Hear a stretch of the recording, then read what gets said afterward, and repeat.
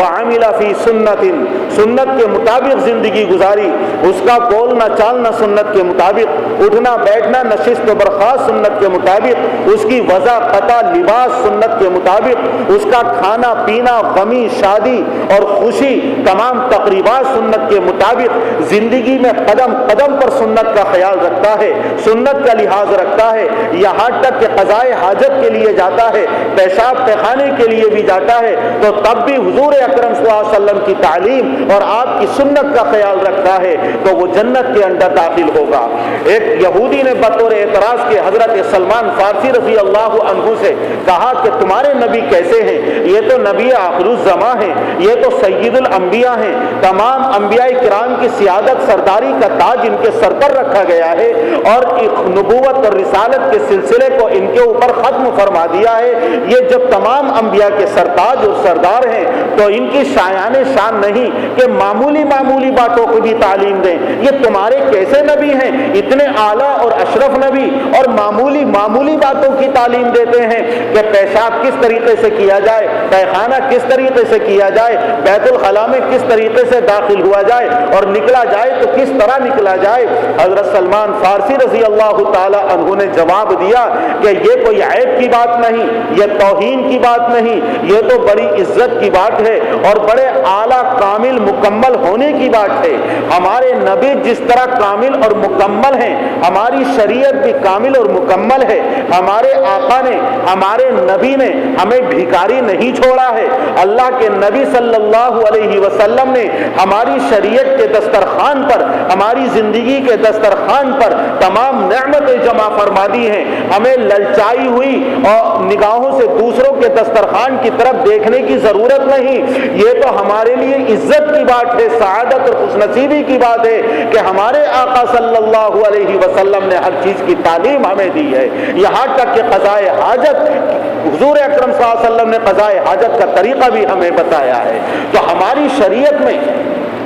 تمام چیزوں کی تعلیم دے دی گئی، ہماری شریعت کامل اور مکمل، ہمارے نبی کامل اور مکمل، اس لیے ہمیں اب دوسروں کے طور و طریقے کے اپنانے کی ضرورت نہیں، دوسروں کی تہذیب و تمدن کے اپنانے کی ضرورت نہیں، جو دوسروں کے طور و طریق اپناتے ہیں، دوسروں کی تہذیب و تمدن کو اپناتے ہیں، وضاقتہ دوسروں کی اختیار کرتے ہیں، شادی خوشی اور غم کے اندر دوسروں کے طور و طریق کو اپناتے ہیں اور ان کی طرح مناتے ہیں، وہ بیچارے دین کے اعتبار سے بڑے مسکین اور بڑے بھکاری ہیں اور احساس کمتری کے اندر مبتلا ہیں۔ اور اگر دوسروں کے طور و طریق اپنانے میں، وضاقتہ میں، لباس کے اندر، تراش خراش کے اندر اور اپنے خوشی اور غمی کی تقریبات کے اندر اگر سنت کی توہین دل کے اندر پیدا ہو گئی اور سنت کی حقارت دل کے اندر پیدا ہو گئی تو اس کا ایمان بھی اس سے رخصت ہو جائے گا۔ ایسے شخص کو اپنے ایمان کی خیر منانی چاہیے۔ حضور اکرم صلی اللہ علیہ وسلم نے ہمارے لیے زندگی کے ہر شعبے کے اندر سنت ارشاد فرمائی اور اپنا قابل تقلید عمل اور نمونہ بھی ہمارے لیے چھوڑا ہے، جس کو قرآن کریم کے اندر اللہ نے ارشاد فرمایا لقد کان لکم فی رسول اللہ اسوۃ حسنہ، کہ رسول اللہ صلی اللہ علیہ وسلم کی زندگی میں تمہارے لیے بہترین نمونہ ہے۔ حضور اکرم صلی اللہ علیہ وسلم کی تعلیمات میں اور سنن نبویہ میں جو تعلیمات ارشاد فرمائی گئی ہیں ان میں سے وضاقتہ، لباس، تراش خراش اور طور و طریق، نشست و برخاست، کھانے اور پینے میں دوسروں کی مشابہت اختیار نہ کی جائے،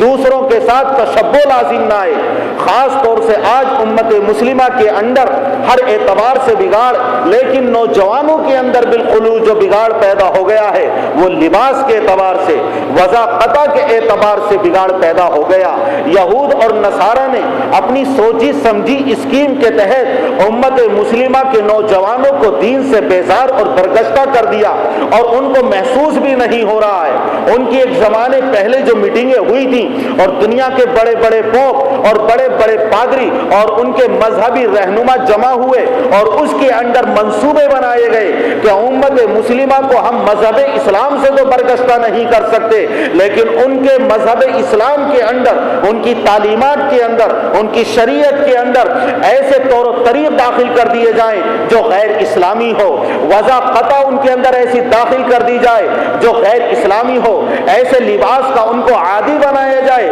جو غیر اسلامی ہو، جو یہود اور نصارہ کا لباس ہو، جو منافقین کا اور کافرین کا اور فاسق اور فاجروں کا لباس ہو، تو تم اگرچہ ظاہری طور پر اور کھلم کھلا تو اسلام سے برگشتہ نہ کر سکو گے، لیکن غیر محسوس طریقے پر یہ اسلام سے اور شریعت سے دور ہوتے چلے جائیں گے۔ اور امت مسلمہ کا نوجوان طبقہ اس سے متاثر ہوا اور انہوں نے جہاں اور چیزیں اختیار کی، ان غیروں کا لباس بھی اختیار کر لیا اور اسلام سے اتنا دور ہوتا چلا جا رہا ہے، اسلام کی تعلیمات سے، کہ آج اس کو محسوس بھی نہیں ہو رہا ہے۔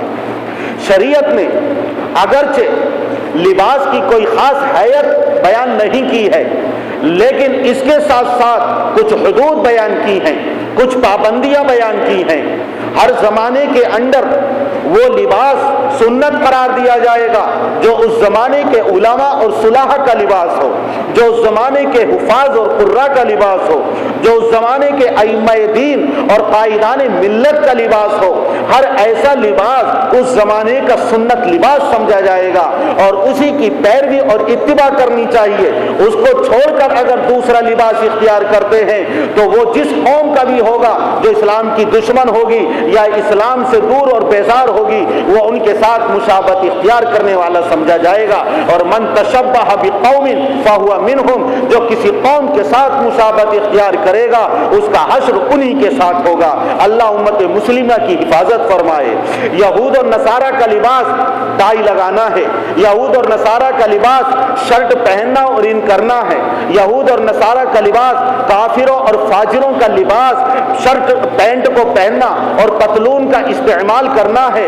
شریعت نے اگرچہ خاص لباس کی کوئی حیت بیان نہیں کی، لیکن شریعت نے یہ حدود بیان کی ہیں اور یہ پابندیاں بیان کی ہیں کہ لباس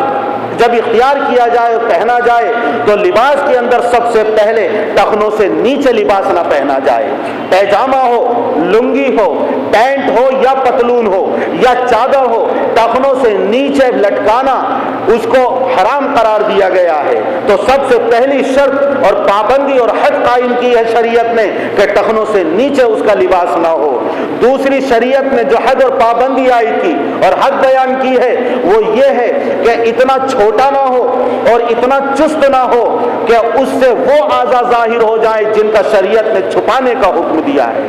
اتنا چست بھی نہ ہو، اتنا چھوٹا بھی نہ ہو کہ جس سے وہ اعضاء ظاہر ہوں کہ جس کا شریعت نے چھپانے کا حکم دیا ہے۔ اس دوسری شق کو اور دوسری دفعہ کو خاص طور سے آپ ذہن میں رکھیں اور ملحوظ رکھیں۔ آج جو نوجوان لباس اختیار کر رہا ہے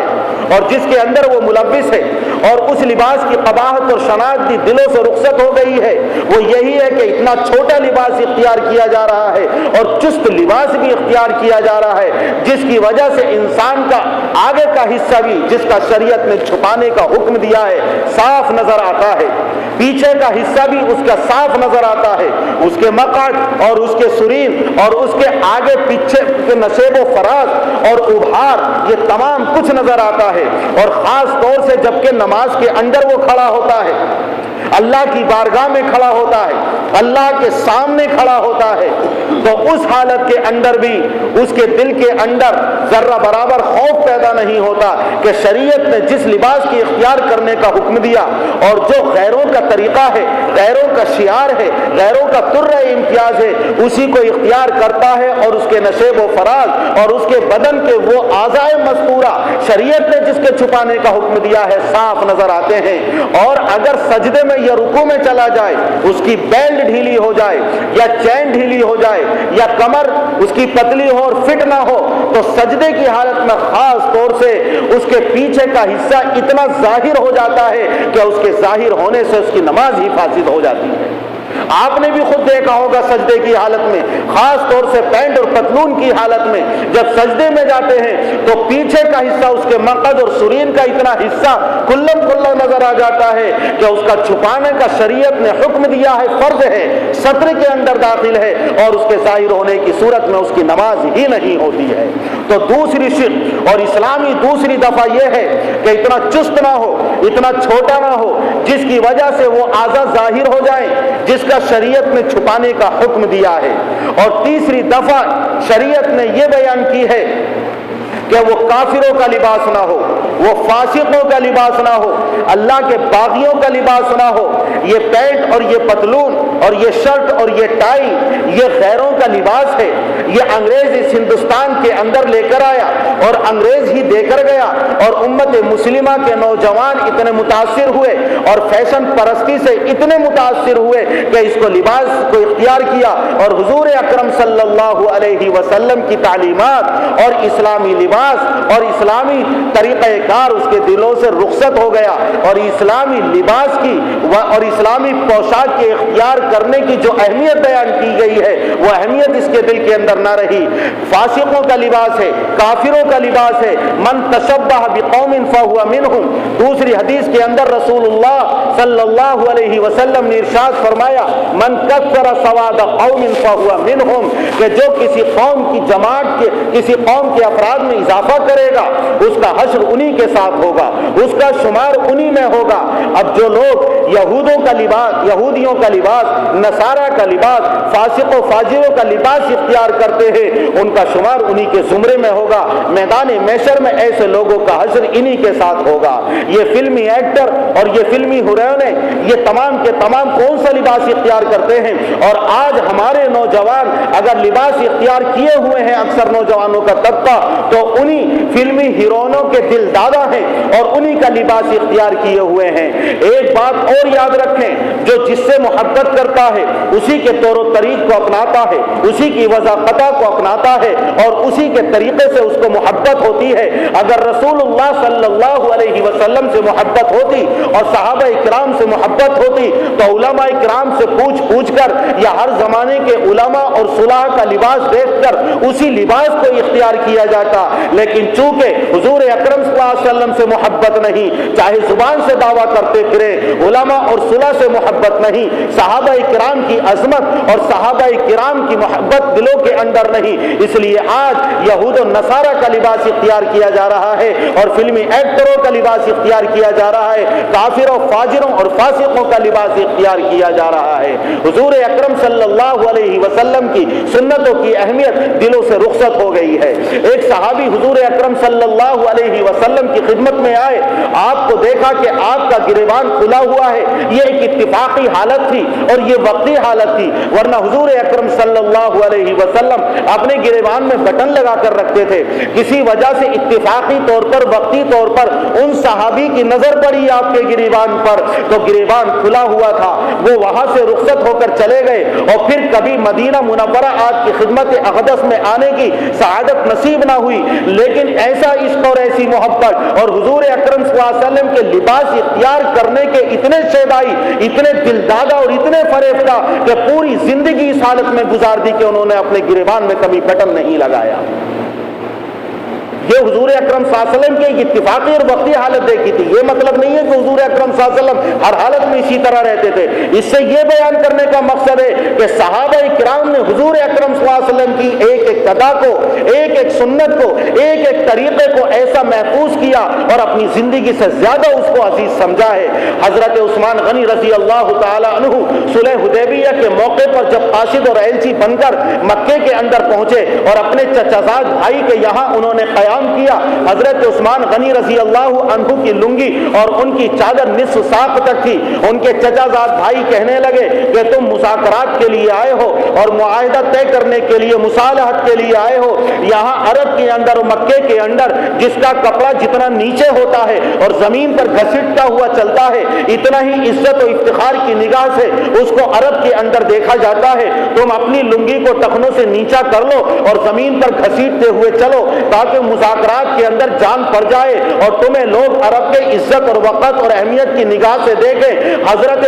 عثمان غنی رضی اللہ عنہ نے جب اپنے چچا زاد بھائی سے یہ سنا، جبکہ ان کے مہمان ہیں اور وہ میزبان ہیں، کسی چیز کا خیال نہیں کیا، نہ ضیافت اور میزبانی کا خیال کیا، نہ چچا زاد بھائی ہونے کا خیال کیا، نہ ان کی عزت اور وقت کا خیال کیا، بلکہ ان کی ایمانی حمیت جوش مارنے لگی اور اپنے چچا زاد بھائی سے کہنے لگے لا ہاکذا عزرت صاحبنا صلی اللہ علیہ وسلم، چاہے یہ عزت و احترام کی نگاہ سے نہ دیکھیں، چاہے مجھے بے عزت سمجھیں، لیکن ہماری عزت ہمارے آقا کے طور و طریق میں ہے، ہماری عزت حضور اکرم صلی اللہ علیہ وسلم کے لباس کے اختیار کرنے میں ہے۔ ہمارے آقا حضرت محمد الرسول اللہ صلی اللہ علیہ وسلم کا یہ لباس نہیں ہے۔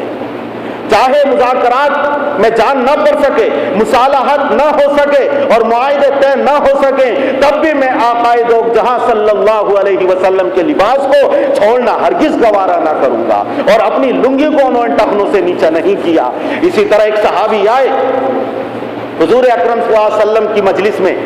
مسجد میں نماز پڑھی، ٹخنوں سے نیچے ان کی لنگی لٹکی ہوئی تھی۔ جب وہ آئے تو آپ نے فرمایا کہ سب سے پہلے جا کر وضو کرو، وضو کرنے کے بعد دوبارہ نماز پڑھو۔ وہ گئے، وضو کیا، دوبارہ نماز پڑھی۔ رسول کریم صلی اللہ علیہ وسلم سے صحابہ کرام دریافت کرنے لگے اللہ کے رسول، آپ نے دوبارہ ان کو وضو کرنے کا اور نماز پڑھنے کا کیوں حکم دیا؟ آپ نے فرمایا اللہ تبارک و تعالیٰ ایسے شخص کی نماز کو قبول نہیں فرماتا جس کا لباس اور جس کی لنگی، جس کی پینٹ، جس کا پیجامہ ٹخنوں سے نیچے لٹکا ہوا ہو۔ حضور اکرم صلی اللہ علیہ وسلم نے کتنی سخت تنبیہ فرمائی، اور بہت ساری احادیث کی کتابوں میں بہت ساری حدیث ہیں، لا ينظر اللہ یوم القیامہ الی من جر ازارہ، اس شخص کی بقرہ، اس شخص کی طرف اللہ تبارک و تعالی نظر رحمت سے نہیں دیکھے گا جو تکبر کے طور پر اپنے ٹخنوں سے نیچے لباس کو لٹکاتا ہے۔ اسی طرح ایک حدیث میں رسول اللہ صلی اللہ علیہ وسلم نے ارشاد فرمایا ثلاثۃ لا یکلمهم اللہ یوم القیامہ ولا ينظر الیہم ولا یزکیہم ولہم عذاب علیم، چار طرح کے عذاب ایسے لوگوں کے لیے آپ نے ارشاد فرمائے جو یہود اور نصارہ کا لباس اختیار کرتے ہیں، جو نمازوں کے اندر بھی پرواہ نہیں کرتے، اعضائے مستورہ ظاہر ہوتے ہیں اور غیروں کے ساتھ مشابہت لازم آتی ہے، سنتیں رخصت ہوتی ہیں، اسلام سے برگشتگی ظاہر ہوتی ہے اور سنتوں کی اہمیت دل میں نہیں، حضور اکرم صلی اللہ علیہ وسلم کے لباس سے اور علماء صلاح کے لباس سے کوئی محبت نہیں، اللہ تبارک و تعالی چار طرح کے عذاب میں ایسے لوگوں کو مبتلا فرمائے گا جو یہود و نصارہ کا لباس اختیار کرتے ہیں، فاجر و فاسقوں کا لباس اختیار کرتے ہیں۔ سب سے پہلے میدان محشر میں اللہ تعالیٰ ان سے ہم کلام نہیں ہوگا، یعنی اللہ تعالیٰ نظر رحمت سے ہم کلام نہیں ہوگا، غیظ و غضب کا اظہار فرمائے گا، غضبناک ہوگا، اللہ تبارک و تعالیٰ ان کی طرف نظر رحمت سے نہیں دیکھے گا بلکہ غضبناک نگاہوں سے دیکھے گا، اور اللہ کا غضب اور اللہ کا طیش اور غصہ الامان والحفیظ کوئی اس کی تاب لا سکتا ہے؟ یہ بیان فرمانا ہی کہ فلاں بادشاہ اس کے اوپر بڑا غضبناک ہے، بے پناہ غصے کے اندر مبتلا ہے، اور کوئی بڑا فرما روا، کوئی وقت کا بادشاہ اور حاکم اور افسر کسی کی طرف ٹیڑھی نگاہوں سے دیکھ لے تو بعض لوگوں کا تو پیشاب خطا ہو جاتا ہے۔ میدان محشر کے اندر جس کی طرف اللہ تبارک و تعالی غضبناک نگاہوں سے دیکھ لے گا اس کا کیا حال ہوگا؟ اور فرمایا ولا یزکیہم، اس کے گناہوں سے اس کو پاک نہیں کرے گا، اور ولہم عذاب علیم، ایسے لوگوں کے لیے دردناک عذاب ہوگا۔ اللہ کے رسول صلی اللہ علیہ وسلم نے اور بہت ساری وعیدیں ارشاد فرمائی ہیں، اس لیے وقت تو بالکل مختصر ہے، ہم غیروں کے طریقوں سے اجتناب اور پرہیز کریں، غیروں کا لباس اختیار نہ کریں، حضور اکرم صلی اللہ علیہ وسلم کے بیان کردہ تعلیمات کے مطابق زندگی